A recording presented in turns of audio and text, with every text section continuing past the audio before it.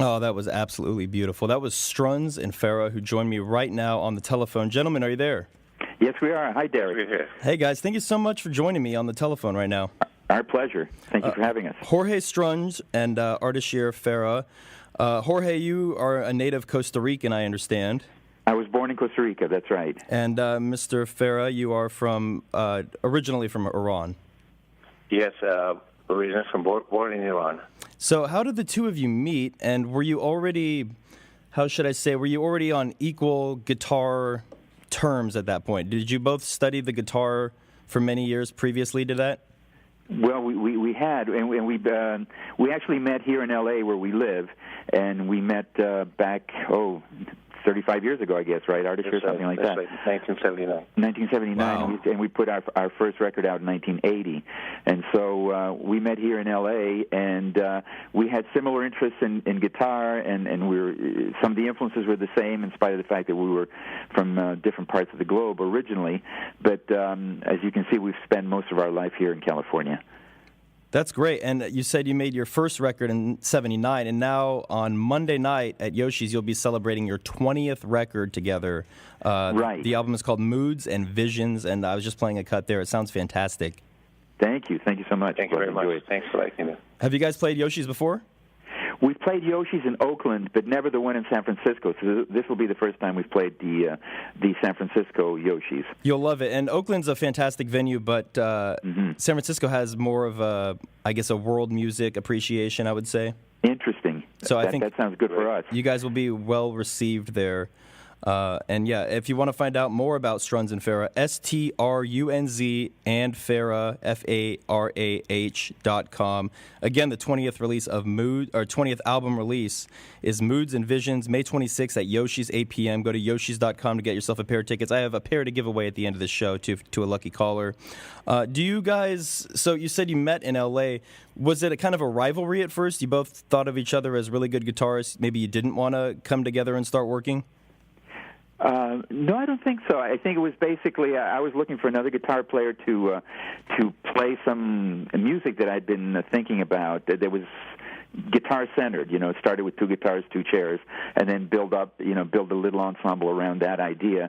And I'd been going through a number of different guitar players when, through a mutual friend, I was fortunate enough to meet Ardeshir. And I realized at that meeting that there was, it was very easy to play music with him at that point, to play some of the ideas that I was contemplating, and also a couple of pieces that we both knew from the past. And so it was really more of a collaboration right from the beginning. And there was it wasn't anything about. There was really no rivalry at the beginning or anything like that. That's great. I had seen Jorge Strunz with this group before Strunz and Farah that was called Caldera. Mm-hmm. They were on Capitol Records, 4 albums on Capitol Records, and I saw the band by accident at the club Roxy in Hollywood one night, a couple of years prior to our meeting, and I was completely blown away, very impressed by the band, and was fortunate enough to meet Jorge through a mutual friend of mine that came from London.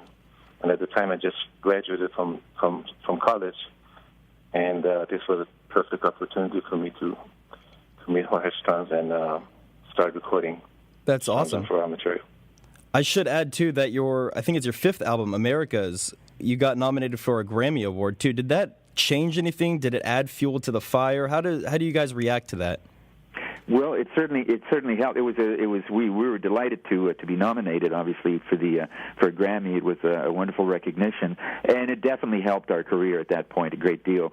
We were already selling a lot of the previous record, which was called Primal Magic, and so that was like icing on the cake when that came around, and it helped just establish us further in terms of our music and our performance profile. So it was a big help. It was great. Ardeshir, who was your favorite guitarist growing up that you admired? There was a few guitar players that I really admired, different genres. Originally, I was a big fan of Jimi Hendrix. Nice. In my early teens, living in Iran, playing in pop bands in Iran. Later, I was always a big fan of flamenco guitar music that came out of Spain. Every time I got a chance to hear one, I would really, really like it, and I would admire it very much. Later in London, when I moved to London in 1969, around 1970, 71, I heard music from Mahavishnu Orchestra, John McLaughlin, and I was very, very impressed by the work that he was doing at the time in the jazz fusion movement. And did you start playing at a very young age, or did you listen to music and appreciate it before getting to play yourself? Music was played at the house by my mother from very early on, since I was 4 and 5 years old. She was a big aficionado of Latin music. She loved Latin music from South America and from Spain. So I heard a lot of that growing up as a child. Mm-hmm. And Jorge, how about you? What were you growing up with?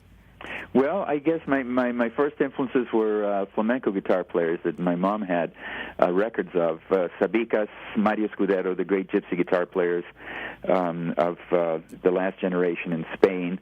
Also Paco de Lucia, who, of course, recently passed away, sadly.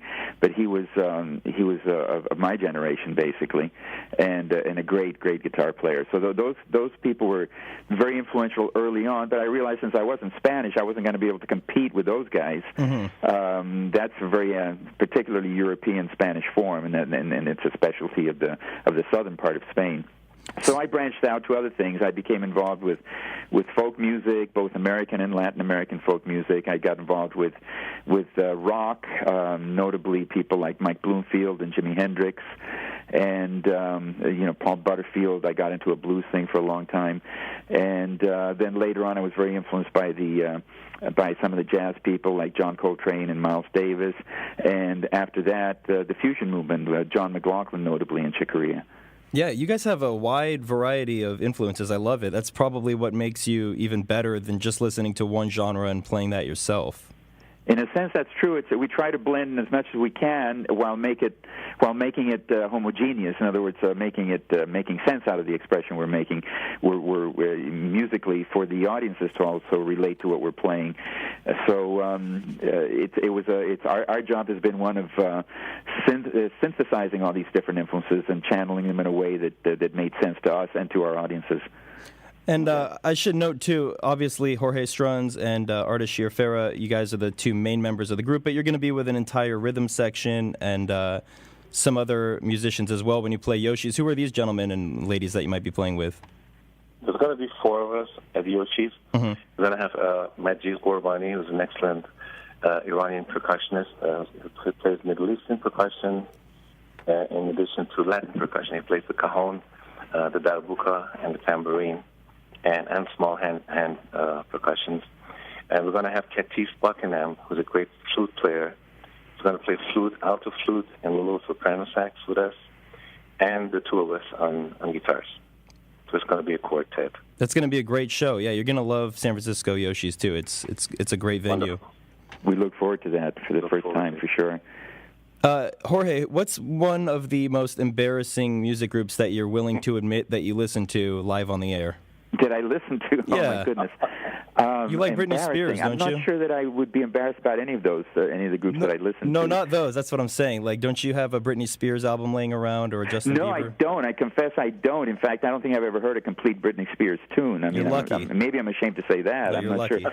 Maybe I should. The same thing with Lady Gaga. I don't think I've ever heard a complete song of hers. But I can't think of anything that would be notable in that regard, I must say. Maybe I remain pristine. Okay. Ardeshir, do you have anything to confess? You know what? I've heard a few embarrassing things over the years, but I really don't remember any names. Mm-hmm. And maybe I take the fifth on that also. Best forgotten, huh? Best forgotten, exactly. All right, guys. Well, thank you so much for joining me. Again, you guys are going to be at Yoshi's on May 26th, Memorial Day as well. 8 p.m. is the time, and Yoshis.com is the website to get yourself a pair of tickets. And for one lucky caller, I've got a pair of tickets to give away here, too. 415-346-5376. Jorge, Ardeshir, thank you so much for joining me, and have a great show. And I look forward to listening to you guys in the future. And I'm going to go ahead and play another cut here off Moods and Visions. Thank you, Derek. Thank you very much for having us. Thanks, guys. Great pleasure with you on the air, Derek. Take care.